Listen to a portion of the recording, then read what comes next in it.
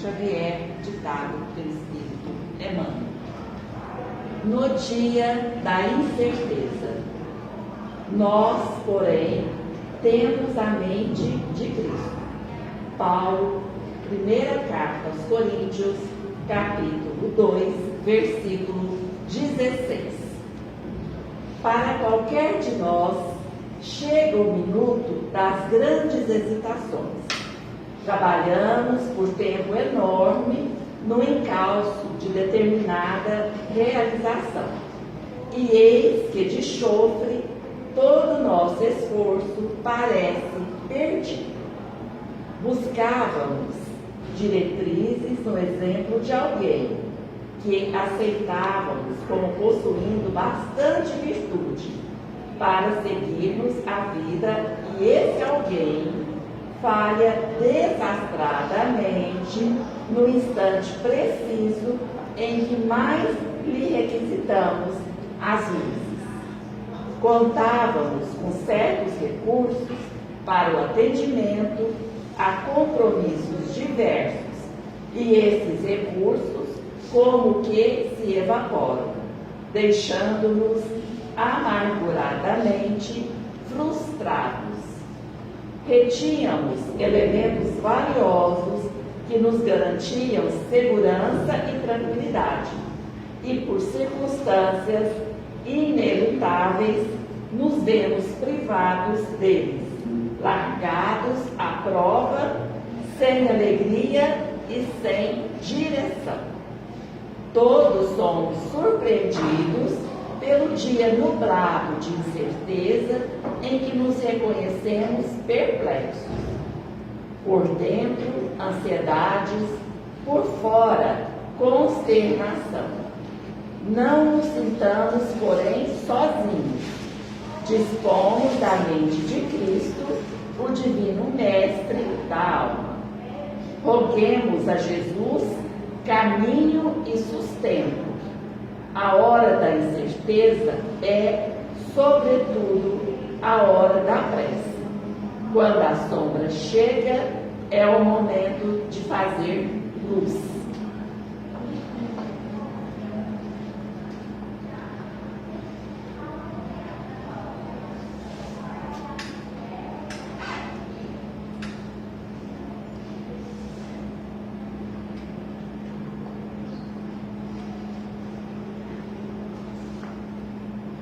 Hoje nós queremos agradecer a Deus por todas as oportunidades que Ele nos dá, oportunidades de melhoria, oportunidades de evolução. Queremos também pedir que as suas bênçãos sejam derramadas sobre nós, sobre este ambiente, sobre todos que estão aqui agora, nesse momento, encarnados e desencarnados, necessitando de amparo, necessitando de um equilíbrio, de serenidade. Pedimos aos benfeitores espirituais, ao benfeitor da nossa casa, que esteja conosco nessa noite, iluminando os nossos pensamentos, nos guiando. Pedimos a eles que envolvam a nossa palestrante em muita paz e em muita luz. E contando com a presença de Jesus, com o amparo da espiritualidade amiga e benfeitora, nós vamos dar início aos trabalhos da noite de hoje. Que assim seja.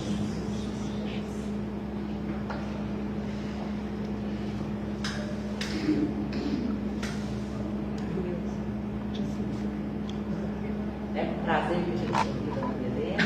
Seja bem-vinda, minha amiga. Obrigada.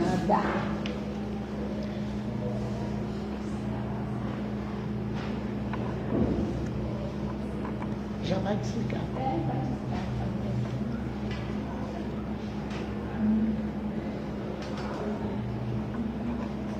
Boa noite a todos. Boa noite. Que a doce paz de Jesus esteja conosco e continue conosco agora e sempre. O nosso assunto de hoje, autoiluminação e paciência. Nós vamos hoje aqui traçar um paralelo entre autoiluminação, que é essa coisa tão necessária que todos nós desejamos alcançar, e o dom da paciência, que todos nós também gostaríamos de ter um pouquinho mais desse dom. Para nós começarmos a nossa reflexão, nós vamos fazer aqui a imagem e a memória do líder africano Nelson Mandela, que foi lembrado nesse livro aqui, ó, Vidas Vazias, de Joana de Ângeles, e psicografia de Divaldo, né? Então, Joana cita a Nelson Mandela como um líder que baseou a sua liderança na paciência e no perdão. Eu achei isso tão interessante, porque Nelson Mandela, gente, ficou preso, todo mundo sabe, né? Mas é bom nós lembrarmos, ele ficou preso como se fosse um terrorista no seu próprio país. Ele ficou preso 10.000 dias, ou seja, 27 anos preso. E ele fez amizade com seus carcereiros, que eram aqueles que ele tinha maior contato, incentivando aqueles homens, a maioria brancos, ele era negro, e sabemos que na África do Sul havia o regime político chamado Apartheid, onde os negros não podiam nem chegar, nem passar nos bairros de brancos, por exemplo, não podiam nem entrar, a menos que fossem prestar um serviço, que fosse trabalhar ali. Fora isso, eles não podiam entrar, não podiam passar. Por lei, não era permitido, por lei, que houvesse casamento, por exemplo, interracial e coisas do tipo, né? Então isso era uma coisa, uma coisa extremamente injusta, mas era o sistema daquele país e todo mundo já estava adaptado, embora o sofrimento, embora a humilhação, as dificuldades, mas era o sistema político, enfim, social daquele país. Então, quando Mandela saiu da prisão, depois de 27 anos, ele conseguiu, pela sua liderança baseada na paciência e perdão, a amizade de todos aqueles que o tinham mantido preso, principalmente os carcereiros, com quem ele tinha muito contato. Todo dia, né? Eles iam lá, levar comida, fazer alguma coisa, falar alguma coisa. E ele ficou tão amigo de alguns, que alguns deles, inclusive um escreveu uma biografia dele, baseada no contato dele, que ele tinha aprendido com Mandela. E foi o maior best-seller, o maior sucesso desse livro. Então, Joana de Ângeles cita aqui nesse livro, quando ela fala de autoiluminação. O título da lição dela, que nós estamos baseando hoje nesse texto, é Construção da Autoiluminação. Porque a autoiluminação, ou seja, a iluminação de cada um, é uma construção de cada um. Nós é que construímos a nossa luz. Nós não devemos esperar que espíritos superiores, que Deus, que Jesus, que os mentores espirituais nos iluminem, que eles venham fazer por nós aquele trabalho íntimo do autoaperfeiçoamento, que começa com o autoconhecimento. À medida que nós descobrimos quem somos, definimos as nossas qualidades, as nossas vantagens, os nossos dons, os nossos talentos, nós vamos também descobrindo as nossas falhas, as nossas imperfeições, porque todos temos tanto uma coisa quanto outra. Todos nós temos. Vocês estão ouvindo? Parece que é Deus agregou, vocês estão ouvindo? Quer? Vocês estão ouvindo? O pessoal lá atrás fala que atrás? Mais ou menos? Vamos ver. Tá ligado?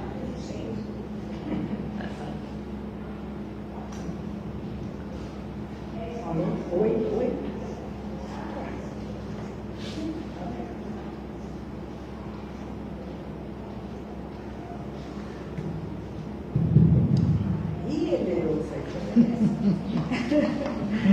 Muito bem.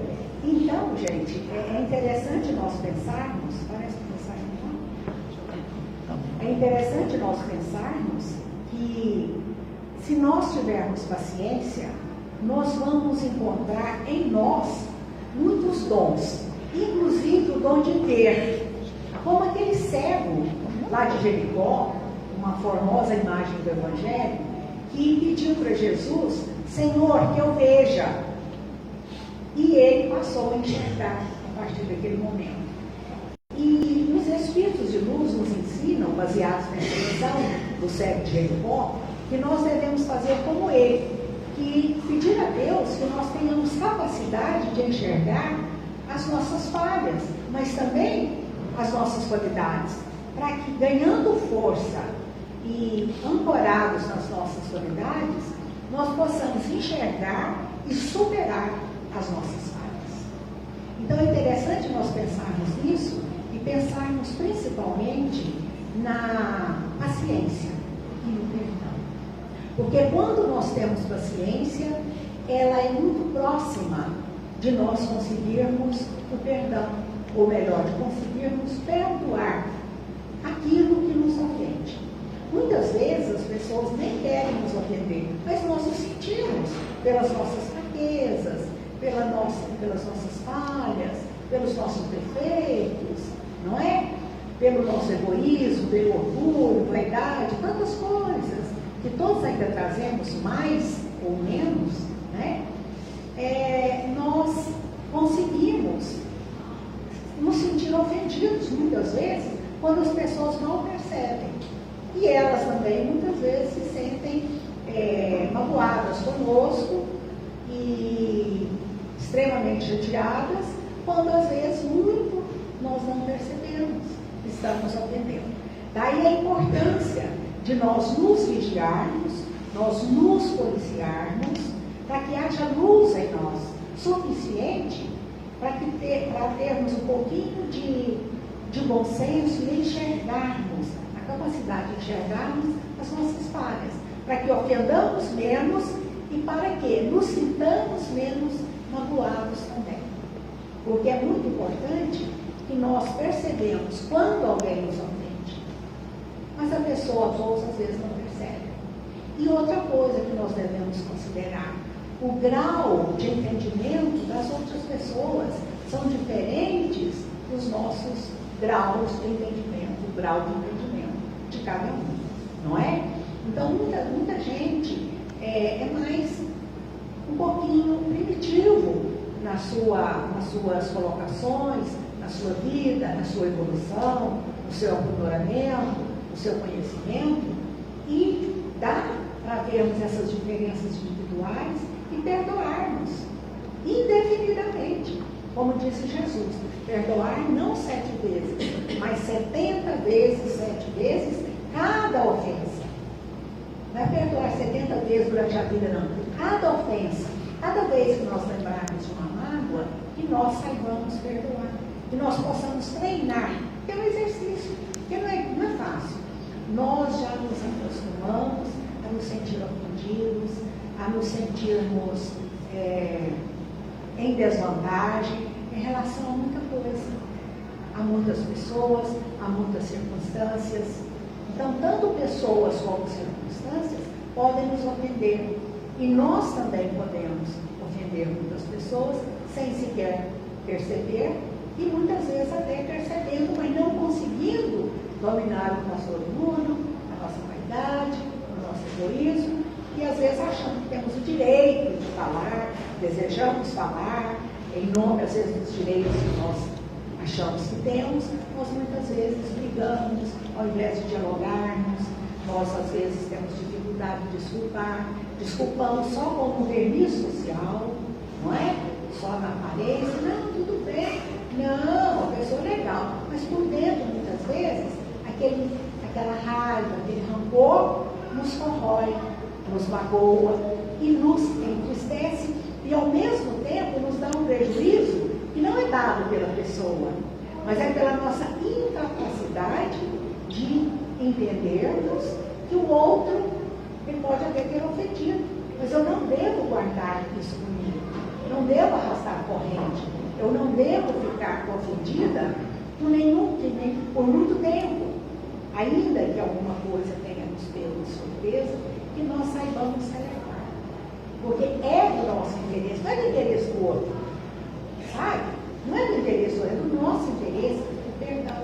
Porque nós tornamos a nossa vida mais leve, nós conseguimos enxergar melhor as situações, nós conseguimos viver de uma forma mais abundante, mais plena, mais próspera, mais rica em todos os aspectos. Em todos os aspectos. Então, daí a importância de, ao desejarmos nos iluminar, porque nós temos que fazer isso, gente. A educação é uma iluminação. O perdão é também um ato de iluminação quando nós perdoamos. Aprendermos a angariar paciência, termos tolerância, termos solidariedade, desenvolvermos virtudes, entra tudo isso no nosso processo de auto-iluminação. E quando nós estamos mais, nós conseguimos acender essa luz dentro de nós, ela propaga, ela influencia outras pessoas, sem palavras. Não precisa nem da gente falar, mostrar, demonstrar, fazer discursos, não. Pelas nossas atitudes. À medida que nós vamos melhorando, pelas nossas atitudes, nós vamos arrastando de leve as pessoas que nos rodeiam, sejam familiares, entes queridos, amigos, colegas, em qualquer ambiente que nós estejamos. Se nós tivermos paciência e capacidade já desenvolvida de perdoar, estarmos abertos ao perdão. Não quer dizer que a gente nunca fica ofendido, porque nós somos imperfeitos, né? Muitas vezes nós vamos ficar com vontade de brigar, mas que nós não levemos isso adiante, que nós possamos nos conter, né? Fazer uma prece, até na lição que a palavra de vida eterna que a Ileusa leu, ela falou disso, a Emmanuel falou disso, ela leu sobre isso, né? Da pessoa se iluminar, da pessoa perdoar, e na hora da dificuldade, na hora da contrariedade, na hora da incerteza, né? Foi o termo usado, que nós soubéssemos fazer luz. Na hora da incerteza é hora de clarear, não é isso? E não ficar no escuro se debatendo. Quando nós entramos num lugar que nós não conseguimos discernir o que tem naquele lugar, é porque está escuro, falta luz, falta claridade, falta visão. Não é? Então, para que nós façamos o reconhecimento local, nós estamos fazendo, né, uma analogia da vida material, né? Para nós entendermos melhor. E no nosso interior é a mesma coisa. Na natureza, a lei é uma só em todos os espaços. No espaço interno, no espaço externo, no espaço físico, no espaço mental, no espaço espiritual. Em qualquer circunstância, nós podemos usar a mesma terminologia e as mesmas comparações para nós entendermos. Então, quando nós fazemos luz no ambiente, o que acontece? Nós enxergamos, não é? Nós discernimos aquilo que acontece ali, o que tem, onde tem um móvel, onde tem uma peça, onde tem outra coisa, né? Nós enxergamos. E quando nós fazemos luz dentro da nossa alma, na nossa mente, nós também conseguimos ver as coisas com maior clareza. Nós conseguimos entender melhor o outro e conhecer melhor a nós mesmos. Porque ao outro não nos compete penetrar profundamente na psique dele. Mas em nós precisamos entender, precisamos penetrar, precisamos entrar, precisamos fazer luz dentro de nós para a gente poder entender o que é que se passa no nosso interior. Porque muita coisa que nós achamos que fazemos e que fizemos levando vantagem, na verdade nós fizemos aquilo em prejuízo próprio. Por exemplo, quando nós ofendemos, nós pensamos que levamos vantagem. Meia dúzia de desaforo para aquela pessoa, não é assim? A gente às vezes fica o quê? A lei também, a lei. Fiz um desaforo para aquela pessoa, porque ela será o quê? Né? E isso daí, gente, é um prejuízo nosso, é uma ignorância, é uma bobagem. Imagine Jesus fazendo desaforo. Imagine o Emmanuel fazendo desaforo, chama de anjos. Chico Xavier, um santo, São Francisco de Assis, São Vicente de Paulo, Santo Agostinho, um sábio, fazendo um desaforo numa pessoa, humilhando alguém, falando meia dúzia de bobagem, de agressividade com os outros. Então, o prejuízo é de quem? É do agressor. Então, quando nós agredimos alguém por pensamento, vocês não só pensamos, por palavras ou por ações, nós estamos tendo um prejuízo real. Nós estamos trabalhando contra nós próprios. Então, nós demoramos séculos para entender isso. E hoje, graças a um monte de coisa boa que aconteceu na Terra, porque até nessa missão autoiluminação, construção, tudo bem? Construção da autoiluminação, ela fala sobre o quanto a Terra evoluiu, embora tenha sido mais assim, no todo, no conjunto. Não é? E ainda temos muitas dificuldades pessoais. E algumas pessoas são ainda primitivas mesmo na sua evolução, por isso acontecem tantos contrastes, tantas agressões, tantos problemas. Então, quando nós pisamos assim,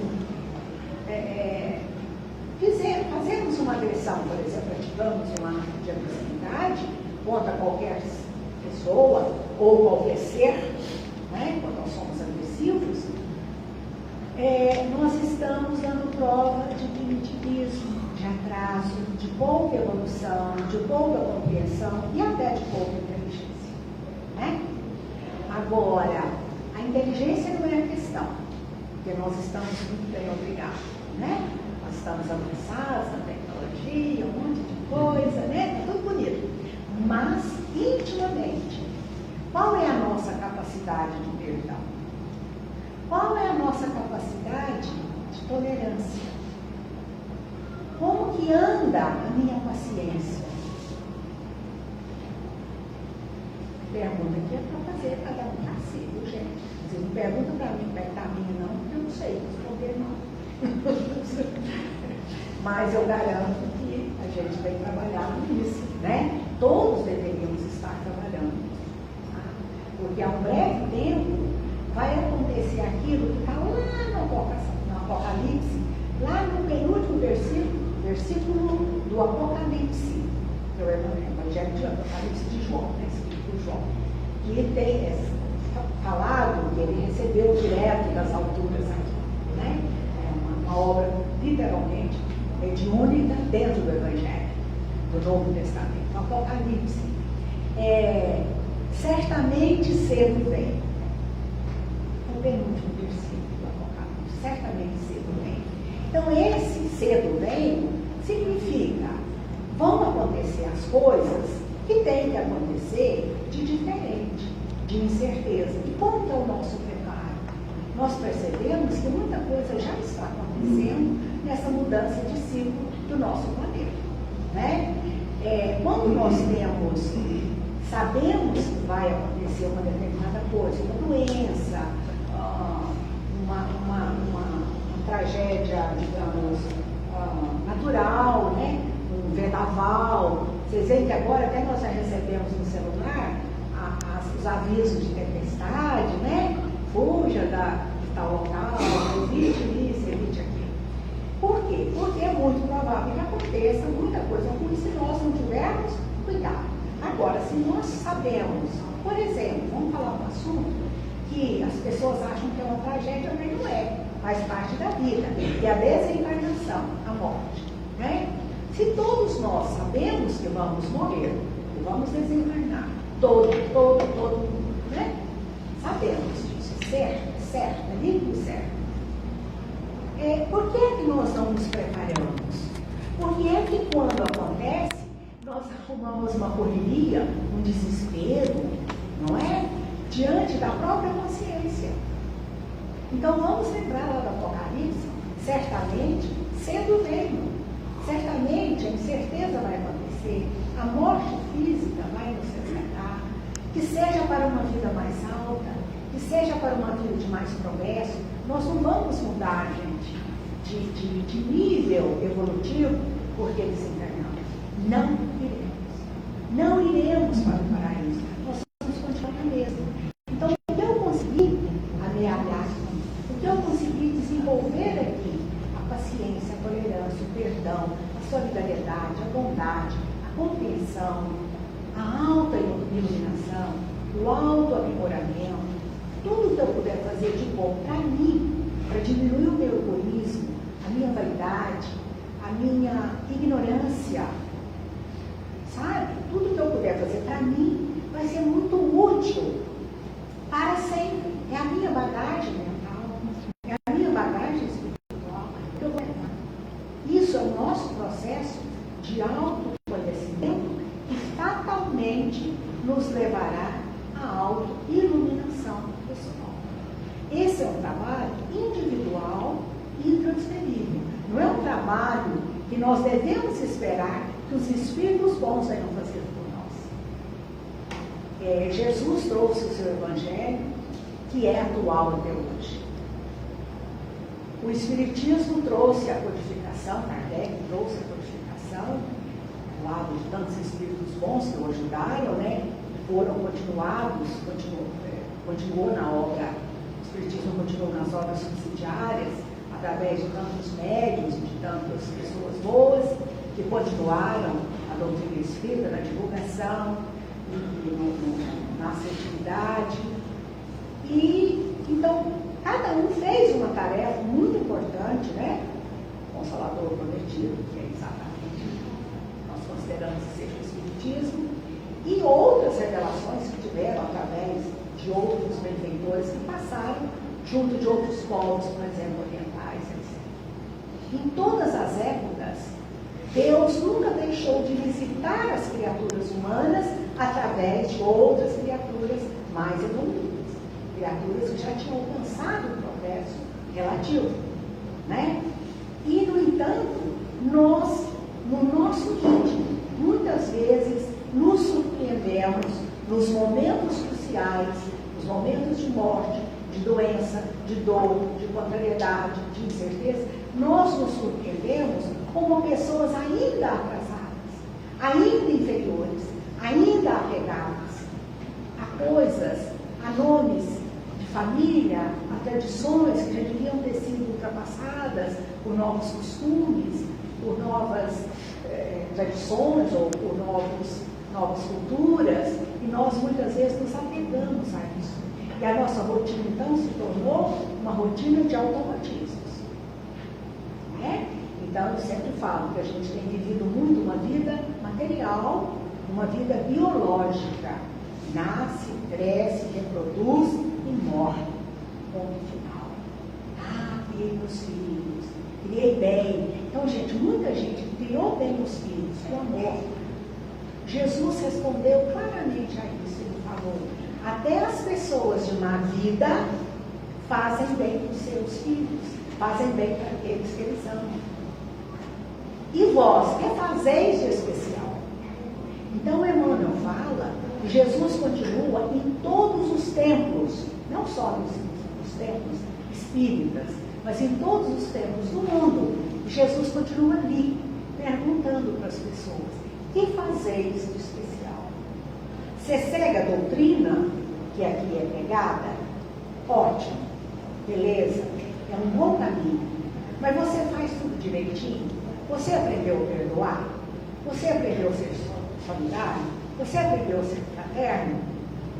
Ele continua perguntando isso para nós. Porque fazendo bem para os filhos, para o marido, para os familiares, já não fala nem para os pais, né? Porque os filhos geralmente não cuidam tanto dos pais quanto os pais cuidam dos filhos. Estou errado?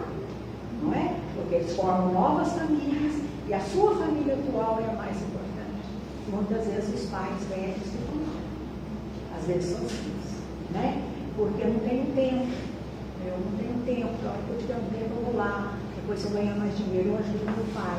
É a mesma coisa que nós fazemos com a beneficência, com a caridade. Enquanto isso deveria perpassar a nossa vida em todos os momentos, é tudo junto. Não dá tempo de eu me preparar para cuidar dos meus pais. Eles vão morrer a qualquer momento. São primeiro que eu, pela lei natural da vida, né? O tempo deles já. Então, quer dizer, se nós formos esperar por uma folga financeira, ou uma folga de trabalho, ou uma folga de importância, não tem nada para fazer, para cuidar do pai, para cuidar daquilo que eu acho importante, né? Para fazer o bem, provavelmente eu não vou fazer. Provavelmente eu vou deixar até o meu dinheirinho no banco, eu vou trabalhar muito, né? Ganhar dinheiro. Mas nós dificilmente temos esse equilíbrio de fazermos as coisas a um só tempo. É como se nós estivéssemos num campo de batalha. Quando um soldado, quando uma pessoa, tá? Eu não falo nem das guerras agora, gente, pelo amor de Deus, mas das guerras antigas, em que existia até uma ética, né? Nas guerras antigas, os líderes conversavam, né? Muito antigamente. De um lado, de outro, eram inimigos, mas eles sentavam num acordo, eles conversavam, olha que engraçado. Agora, hoje, que é a era da comunicação, o pessoal comunica através de tantas guerras, de ogivas e de coisas nucleares, não é? Então, significa que nós usamos mal a nossa inteligência. Nós usamos mal o nosso conhecimento. Nós ficamos muito mais tempo, por exemplo, conversando até com pessoas mesmo, no celular, mas nós não fazemos uma visita para uma pessoa. Eu não quero incomodar. Já viu como é que a gente desculpa a falta que a gente faz? Né? Eu não vou incomodar. Eu não fui na sua casa porque eu não queria te incomodar. Não precisa incomodar, por favor, avisa. Pode vir na sua casa, eu gostaria, posso ir? Beleza, pode, não pode também, não vamos ficar magoados, mas a pessoa também não é obrigada, né? A não ser ceder o tempo todo. Mas assim, dialogando, sabe? E interessando-se, sendo solidário, oferecendo uma ajuda sincera, já alivia bastante o coração, né? Então, nota-se, existem estudos importantes, pesquisas, nas estatísticas, as pessoas não se identificam mais, elas fazem tudo pela internet, né? E conversam com as pessoas também pelo computador, pelo celular e tal, e estão afastando da presença física. E isso tudo é muito ruim. Isso tudo é muito ruim, porque nós somos seres sociais. Embora toda a evolução, todo o progresso, que é bom e útil, devemos usar, mas com equilíbrio, não é? Existem crianças, por exemplo, que estão sendo abrindo agora clínicas, tratando só de criança que tem visto, por exemplo, o celular. Criança de 10 anos, de 11 anos, e não fica um dia, não fica, que dá um chilique, que entra mesmo em pânico e gera problema mental, porque alguma parte do cérebro da pessoa não funciona se ela não escrever, se ela não fizer alguma coisa com as mãos, se ela não falar, se ela não verbalizar. Então, se ela ficar só ali, só numa tela, seja de computador ou de celular, ela adoece a cabeça mesmo, fisicamente, comprovado, né? E, no entanto, nós não sabemos. Por que nós deixamos? Por que eu conheço gente, assim, menino de 5 anos que tem aquele celular, aquele tablet mais caro da época, um iPad, né? Tem iPad. Eu quero meu iPad. E dá uma birra assim. Então, culpa de quem? Os pais. Por que orgulho? O meu filho tem. Meu filho é isso. Eu dou o melhor para os meus. Então, não nos esqueçamos o que Jesus disse. Até as pessoas de má vida fazem boas coisas para os seus filhos. E vós? O que fazeis de especial? O que eu faço especial para o meu filho?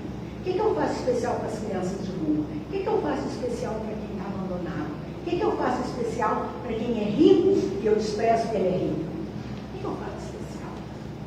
Vocês já viram que nós temos muita facilidade de ter piedade, ter misericórdia, ter dó, ajudar quem está passando uma dificuldade grosseira. Coitadinho, precisa. Aquela pessoa precisa. E como ela está em desvantagem em relação a mim, eu vou ajudar. Se a pessoa estiver em vantagem em relação a mim, se for uma pessoa mais influente, que teoricamente não necessita de dinheiro, não necessita de coisas materiais, mas ela necessita, é um ser humano, não é? Aí nós desprezamos, não ajuda essa ideia, não quer saber, essa pessoa é antipática. E às vezes um outro pobrezinho é mais orgulhoso do que o ricão, por exemplo, não é? Às vezes é mais mau caráter do que... Mas a gente tem essa tendência de ajudar aquele que está abaixo. Ninguém está abaixo, não estou falando isso, estou dizendo que a gente julga que está abaixo, né? Está com mais dificuldade do que eu. E os que estão acima também precisam da minha compreensão, da minha aceitação, do meu perdão, da minha solidariedade, do meu socorro, da minha simpatia, da minha educação. Porque todos somos filhos do mesmo Pai, sujeitos às mesmas necessidades e à mesma necessidade de elevação, de aprimoramento, de autoiluminação. Então, que nós saibamos estender as mãos, porque quando eu estendo a mão, é a minha mão que volta cheia. Cheia de luz, cheia de paz, cheia de perdão, cheia de compreensão. Aqui, quando nós falamos mão, nós estamos simbolizando a ação da pessoa. A parte mais do movimento, né? Por isso que as mãos são tão importantes. E mesmo para o cérebro, para a nossa vida mental, para a nossa vida física, é muito importante o uso das mãos.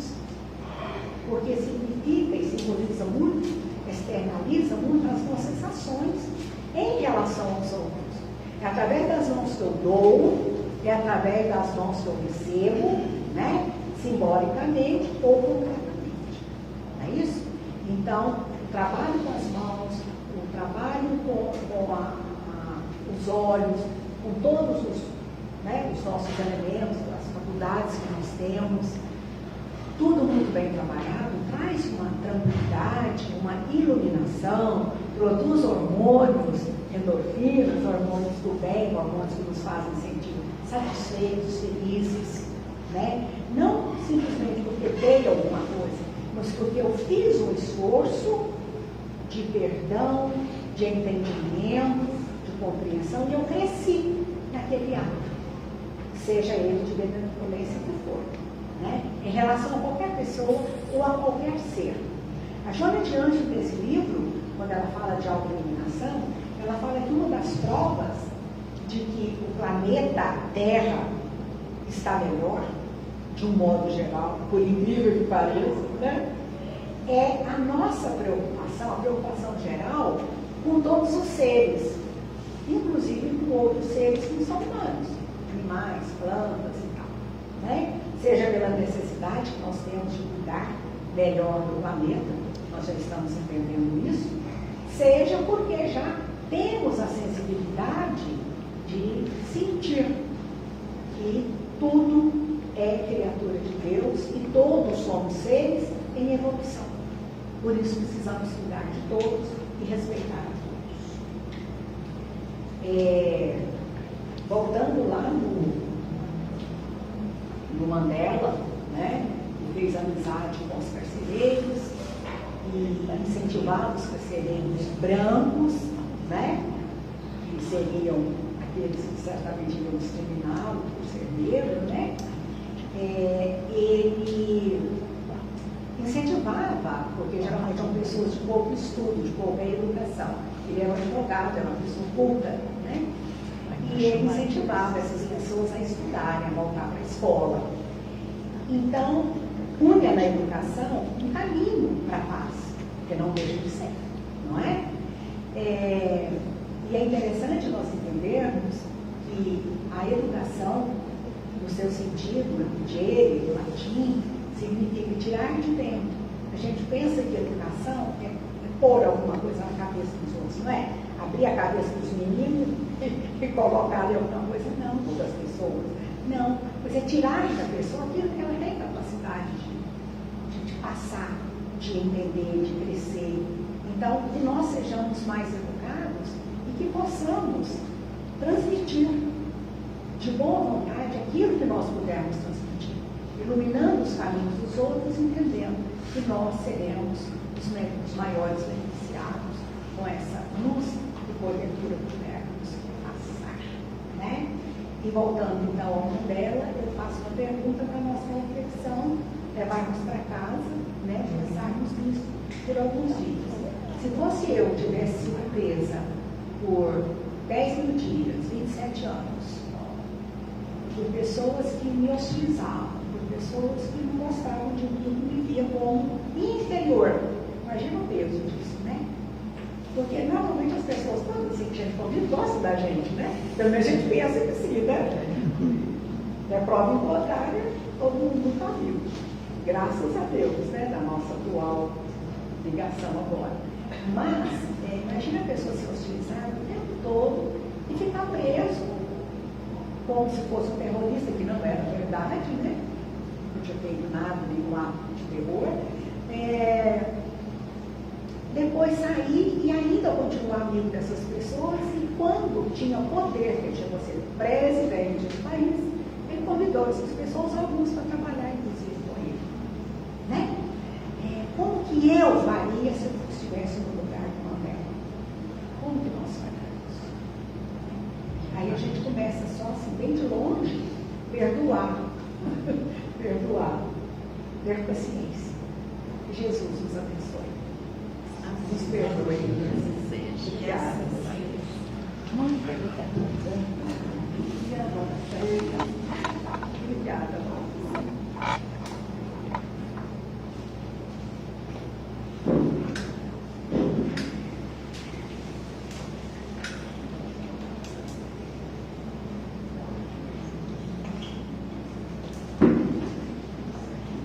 Vamos agora, nossas orações a Jesus, pedir a Ele que nos ilumine, que nos serene, que nos dê equilíbrio, que nos envolva com todo o seu amor, com toda a sua paz.